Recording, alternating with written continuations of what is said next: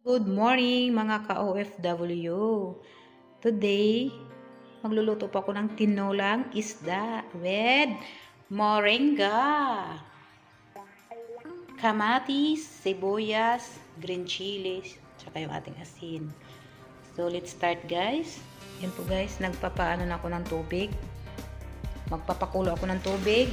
So, ilalagay muna natin yung ating, syempre yung ating sibuyas. Ayun. Pakuluan natin guys ng 3 to 4 minutes para latang-lata talaga yung mga sibuyas natin tsaka yung kamatis. Tsaka ito guys, ang ating kamatis. Dalawang kamatis pala itong ginamit ko sa pagtula.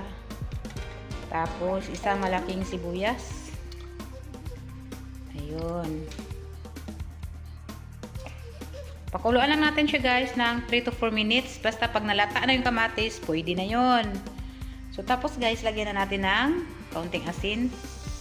Kasi yung isda ko guys, may asin na yun eh. So antay lang natin after 3 to 4 minutes. Pag nalata na yung kamatis, pwede na po. Pinakuluang tubig na may sibuyas at kamatis. Tingnan na natin. Ayan na. So ngayon guys, ilunod na natin yung ating, syempre, isda. Yan, unahin natin tong ulo. Ang laki ng ulo. Ayan, di ba? Di ako gumamit ng tripod, guys, kasi nga tinatamad ako maglagay. So, hinawakan ko lang to. Kamayin ko na nga. Hirapan pa ako eh. So, ayan ang ating isda. Oh, tapos lagay na natin ang ating chili. Takpan natin uli, pakuluan natin ng 1 minute. Kumukulong-kulo na ang ating isda. Diyos mio marimar, amoy na amoy ko na ang sarap nito ng tinula natin. Ayun.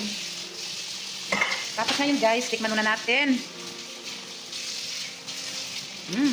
Sarap guys, asin lang yan guys, asin. Hindi na ako nagdagdag ng asin. Tama na yung asin ko kanina sa yung pagpakulo ko ng tubig. Tapos yung kaninang isda, nilagyan ko ng asin kasi yan turo ni mama ko sa una. Nung nasa bukid pa kami noon, na pag naglinis doon ng isda, lagyan mo ng asin. Ayan, para masarap. Yan. Pakuluan lang natin ito na isang beses. Tapos, haunguin na. Ito na yung ating tinola. Luto na po. Ayan. So, gagawin natin, lipat na natin sa ito na guys, ililipat na natin ang ating fish. Oh, see guys. So, yummy. Simpleng pagluto ng tinola ang isda.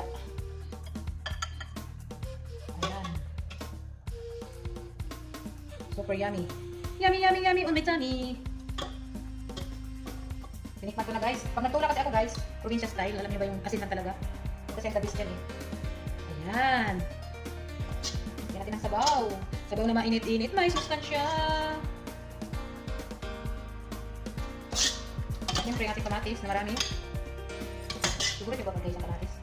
Ayan, nagyan natin sila. Super yummy. So guys, ito na yung ating isda. So yan guys. Thank you for watching. Love you all. Bye!